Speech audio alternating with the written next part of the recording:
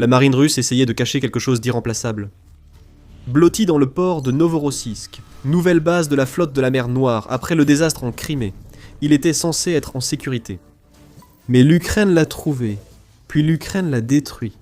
L'Ukraine a transformé la nuit en jour et a anéanti tout un port naval russe, ne laissant rien derrière elle, tout en portant un coup fatal à une flotte russe qui était déjà pratiquement inutile dans la guerre.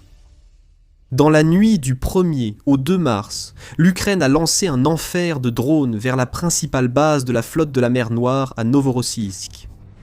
Ce n'était pas une simple attaque. L'Ukraine a combiné ses drones aériens et maritimes pour déchaîner une puissance de feu incroyable qui a dévasté la base de Novorossiysk et retiré 5 autres navires de la flotte, censés être l'un des atouts majeurs de la victoire russe dans la guerre lancée par Poutine. Nous évoquerons ces 5 navires dans un instant. Auparavant, la frappe a été annoncée sur le canal Telegram d'Ossiush Biona, qui donne aussi certains chiffres. Ce canal affirme que les unités de défense aérienne russes ont signalé une horde de au moins 200 drones d'attaque, et nous n'avons aucune déclaration du ministère russe de la Défense indiquant que ces drones ont été abattus, ou que les dégâts causés par l'Ukraine étaient dus à des débris de drones plutôt qu'aux drones eux-mêmes. C'est rare en Russie. Cela montre que l'Ukraine a frappé si fort que même un ministère qui ment constamment ne peut cacher cette attaque. La grande ironie de cette frappe, c'est que Novorossiysk est l'endroit où la Russie pensait que ses navires de guerre de la flotte de la mer Noire seraient en sécurité. Dès octobre 2023, ABC News rapportait que la Russie avait commencé à déplacer ses navires de guerre vers cette base, car les missiles et les drones maritimes ukrainiens détruisaient littéralement la flotte à son ancienne base de Sébastopol. La Russie a effectué un repli tactique. Le transfert de ses navires de guerre les plus précieux vers un port protégé, hors de portée de l'Ukraine, supposé suffisamment défendu pour rendre les dégâts négligeables en cas de frappe. La Russie a continué ce repli jusqu'en 2024, mais Andriy Youssov, représentant de la direction principale du renseignement, a précisé que les navires de guerre russes ne pourraient pas se cacher longtemps. Après la destruction de vedettes lance-missiles, de navires d'assaut amphibies et d'une corvette, ils ne sont plus visibles en mer et tentent de nouvelles tactiques pour se défendre. Les forces de sécurité et de défense ukrainiennes n'attendront pas et continueront d'agir, a déclaré Youssov en mars 2024. 2 ans plus tard, l'Ukraine passe à l'action. Elle prépare une telle frappe, depuis longtemps, comme nous l'expliquerons plus tard dans la vidéo, en détaillant ses conséquences pour la flotte russe de la mer Noire, déjà en difficulté. L'Ukraine a visé plus que des navires lors de cette attaque, restez avec nous pour en savoir plus. Mais avant tout cela, nous avons les frappes principales. 5 navires de guerre russes ont été touchés, et ces 5 navires sont censés jouer un rôle clé dans les tentatives de la Russie d'occuper l'Ukraine. Inventorions les pertes de navires de guerre russes. Le premier sur la liste est le Valentin Pikul, que United 24 Media décrit comme un dragueur de mine du projet 266M, ayant subi d'importants dégâts structurels lors du raid nocturne de drones ukrainiens. L'utilisation du mot dragueur de mine pourrait vous faire croire qu'il s'agit d'un navire qui ne représentait pas une grande menace offensive pour l'Ukraine. Ce n'est pas le cas. Bien que la mission principale du navire soit de déminer pour sécuriser le passage des autres navires de guerre russes, le Valentin Pikul reste une vraie force de frappe. Digal précise dans un profil du navire qu'il peut aussi servir à la lutte anti-sous-marine. Cela illustre pourquoi ce navire de guerre pourrait poser problème à l'Ukraine. L'Ukraine ne possède pas de sous-marins, mais utilise des drones sous-marins comme le Sibé, déjà employé pour attaquer Novorossiysk. Le Valentin Pikul aurait pu aider la Russie contre ces attaques sous-marines, mais ce ne sera plus possible. Le navire constitue aussi une menace pour les drones, missiles et avions de chasse ukrainiens. Il dispose de 20 missiles Soler Igla, à courte portée, et de 2 canons AK-3, 106, de 30 mm.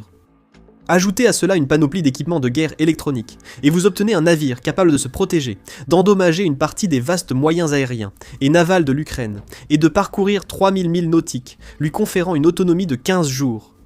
Maintenant, il est hors de combat, et d'après le rapport du média United 24, il ne reviendra pas de sitôt. Viennent ensuite sur la liste une paire de navires de guerre du projet 1124 Malbatros, Yaïsk et Kassimov. Ce sont tous les deux de petits navires anti-sous-marins que l'Ukraine a réussi à frapper alors qu'ils étaient amarrés à Novorossiysk.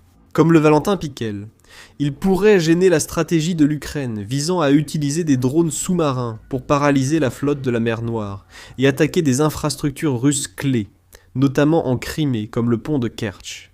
Naval Technology donne plus d'informations. Elle précise que les navires du projet 1124M sont davantage polyvalents que spécialisés dans la lutte anti-sous-marine. Outre la lutte contre les menaces sous-marines, les navires servent aux patrouilles, à la reconnaissance, à la protection des convois, aux communications et à la pose de mines. Chaque navire compte 80 membres d'équipage. Il est peu probable que quelqu'un était à bord lors de la frappe ukrainienne, comme le confirment les chiffres des pertes que nous communiquerons plus tard. Même si l'Ukraine n'a pas tué 160 marins russes lors de cette attaque, elle leur a quand même pris leurs navires. Les marins ne sont pas vraiment utiles lorsqu'ils ne peuvent pas passer leur temps sur l'eau, dont la Russie doit maintenant dépenser de l'argent pour payer des membres actifs de son armée, qui ne peuvent guère faire plus que rester assis à ne rien faire. Le projet 1124M possède aussi une puissance de feu en plus de ses armes anti-sous-marines. En plus de la paire de lance-torpilles double DTA-53 intégrée au navire de guerre, il dispose d'un système de missiles solaires OSA MA2, qu'il peut utiliser pour engager des hélicoptères et des avions. La Russie peut également monter une paire d'armes d'artillerie sur le navire, comme un canon mitrailleur lourd AK-176M de 76,2 mm ou une paire de canons A220 de 57 mm. En d'autres termes, ce navire anti-sous-marin est étonnamment polyvalent, et l'Ukraine ne veut pas voir la Russie profiter de cette polyvalence en mer Noire. Désormais, la Russie ne le peut plus. 2 de ces navires du projet 1124 ont été neutralisés. Selon United 24, les images satellites avaient confirmé que 5 navires de guerre avaient été touchés, mais seuls 3 étaient inconnus. Nous avons désormais des informations sur les 2 autres. Cette information nous vient de Euromaidan Press, qui révèle que le 4e navire sur la liste des cibles de l'Ukraine les premiers et 2 mars était l'amiral Essen. L'une des frégates russes, l'amiral Essen, a été touchée près du centre par un drone ukrainien, déclenchant la détonation des lanceurs de contre-mesures passives PKDX, qui servent à masquer le navire avec des leurres thermiques et des paillettes. Je suppose que ça n'a pas marché, Poutine. Le Kiev Post a confirmé le 5 mars que l'amiral Essen avait été touché. Il a ajouté que l'Ukraine avait frappé le navire si fort qu'il ne pouvait plus tirer ses missiles calibre. C'est capital pour l'Ukraine, car la Russie profitait de la proximité de Novorossiysk pour intensifier ses frappes de missiles et de drones. Les missiles calibre ont eu un rôle clé dans ces attaques. Le 7 février, la Nouvelle Voix de l'Ukraine a rapporté une frappe russe massive contre le réseau électrique ukrainien. La Russie a lancé 24 missiles lors de cette attaque, dont des calibres. Les missiles ont-ils été tirés depuis l'amiral Essen? Nous ignorons la réponse, mais l'Ukraine a empêché la Russie d'utiliser sa frégate pour lancer d'autres missiles calibre prochainement. Le Kiev Post ajoute que l'attaque de drones de l'Ukraine a également détruit les lance-grenades de l'amiral Essen, en plus d'endommager le système de guerre électronique TK-25. Il crée des interférences et détecte les émissions radar. C'est une excellente nouvelle pour l'Ukraine. Un système de guerre électronique russe hors service à Novorossiysk réduit ses défenses et offre plus d'opportunités de frappes ukrainiennes. L'Ukraine a détruit une partie du système de guidage des missiles anti-aériens de la frégate, la rendant désormais inutile pour la Russie et facile à cibler. Et cela nous amène au dernier navire du combat. Mais avant d'en arriver là, il y a encore beaucoup d'autres informations comme celle-ci. Si vous trouvez de la valeur dans The Military Show, n'oubliez pas de vous abonner pour toujours garder une longueur d'avance.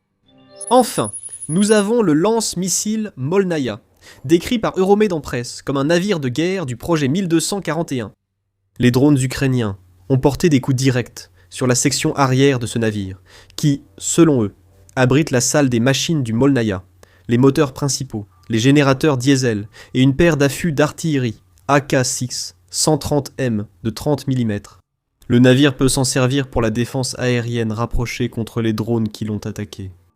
La Russie a construit tous ses navires du projet 1241 pendant l'ère soviétique et en a achevé la construction de 80 entre 1979 et 1984.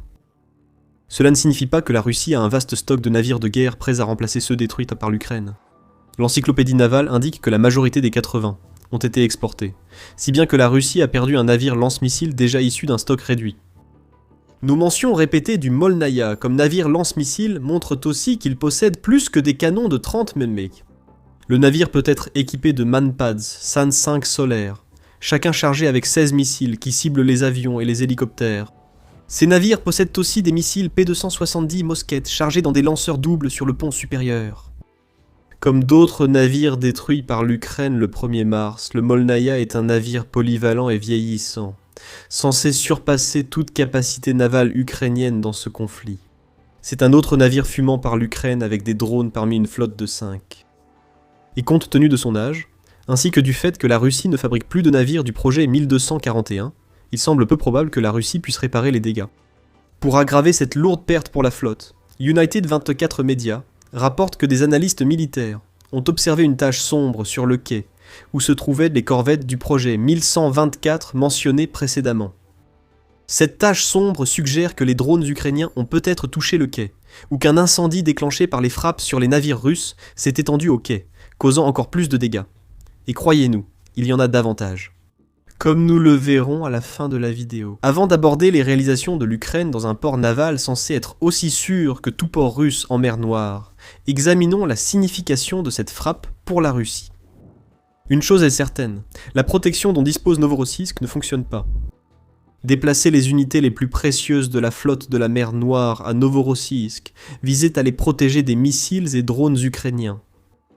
L'objectif était d'allier une distance accrue, de meilleures défenses aériennes et les capacités de guerre électronique de certains navires pour empêcher l'Ukraine de mener des frappes similaires. Et en théorie, cela a du sens. Novorossiysk est nettement plus à l'est que l'ancienne base de la flotte de la mer Noire à Sébastopol, puisqu'il y a environ 300 km, soit environ 186 miles de distance entre ces deux ports. Ajoutez la distance que les armes ukrainiennes devaient parcourir au-dessus de la mer Noire pour atteindre Sébastopol, et vous comprenez l'importance de la distance. Par exemple, les versions d'exportation des missiles Storm Shadow qu'a utilisé l'Ukraine pour détruire une partie de la flotte de la mer Noire pendant les premières années de la guerre ont une portée d'environ 250 km, selon la BBC. Cela met une grande partie de la mer Noire et peut-être Sébastopol en danger. Novorossiysk, pas vraiment. Poutine et ses acolytes du Kremlin n'avaient pas anticipé que l'Ukraine fabriquerait des armes capables d'aller bien plus loin que celles dont elle disposait lors du retrait russe vers Novorossiysk en 2023.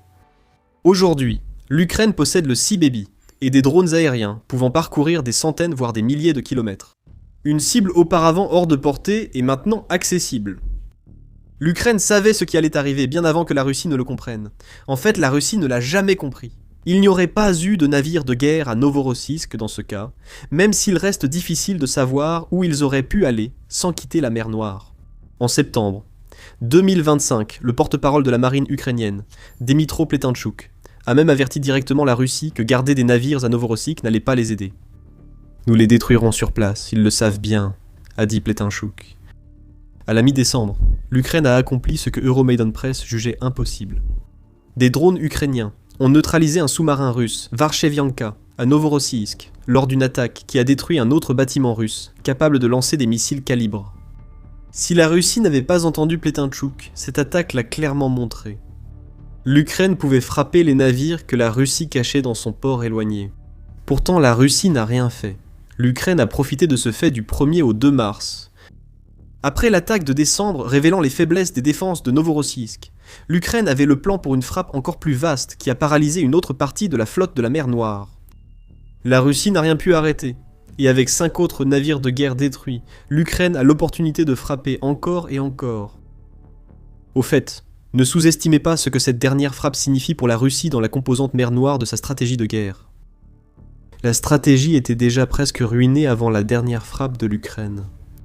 Selon Défense Express, dans un article du 26 février, la flotte de la mer Noire était déjà fonctionnellement paralysée bien avant l'attaque de Novorossiysk. Au moins 25 navires de guerre russes avaient été mis hors service à la fin février, ce qui représente environ un tiers de la puissance totale de la flotte.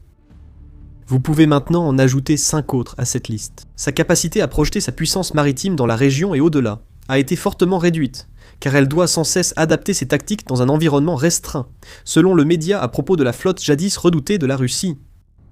La Russie est bien consciente de ses propres échecs en mer Noire, même si elle ne peut rien y faire de vraiment utile.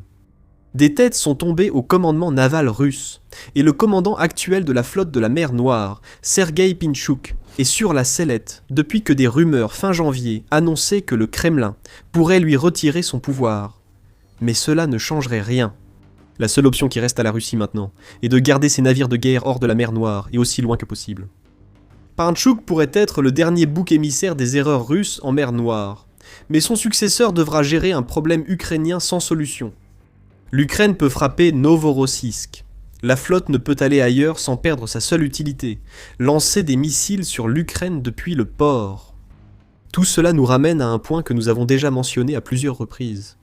Bien que la perte de 5 navires de guerre soit dévastatrice pour la Russie, la horde d'au moins 200 drones ukrainiens a causé bien plus de dégâts que ce que l'on voit sur ces navires.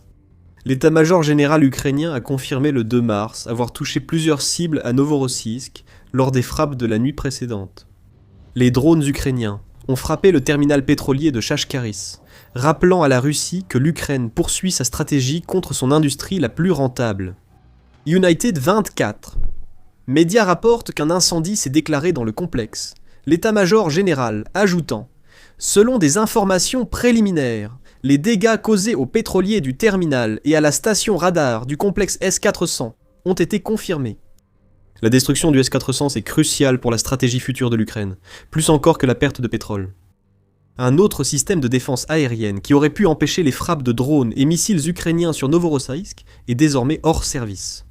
D'autres couloirs aériens sont maintenant ouverts, ce qui laisse penser que la frappe de début mars pourrait annoncer la suite pour l'Ukraine, plutôt qu'en marquer le sommet.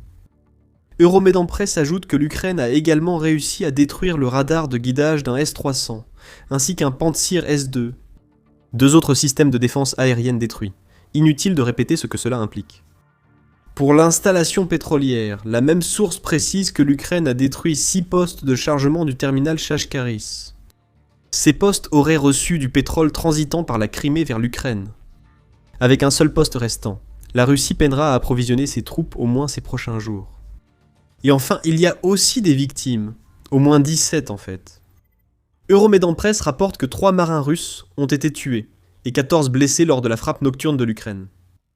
On pourrait dire que la Russie ne pourra plus utiliser ses marins, mais avec autant de navires de guerre déjà réduits en épaves fumantes, c'était presque déjà le cas. Ce que nous avons ici, c'est une frappe sans précédent de la part de l'Ukraine. L'Ukraine avait déjà détruit des navires de la flotte de la mer Noire, mais jamais 5 en une nuit. Elle avait déjà frappé Novorossiysk, mais jamais aussi fort qu'aux attaques du port des 1er et 2 mars. C'est une attaque dont on se souviendra pendant des années, et cela nous rappelle ce que l'Ukraine a réussi à accomplir sur le terrain à Siversk, quelques semaines auparavant. C'était une autre opération, bien que totalement différente, qui restera dans l'histoire une fois la guerre terminée. Vous pouvez tout découvrir à ce sujet, en regardant notre vidéo. Et si vous avez apprécié cette vidéo, n'oubliez pas de vous abonner pour ne rien manquer de notre couverture des dernières et plus grandes frappes de l'Ukraine. Et merci, comme toujours, de nous avoir regardés.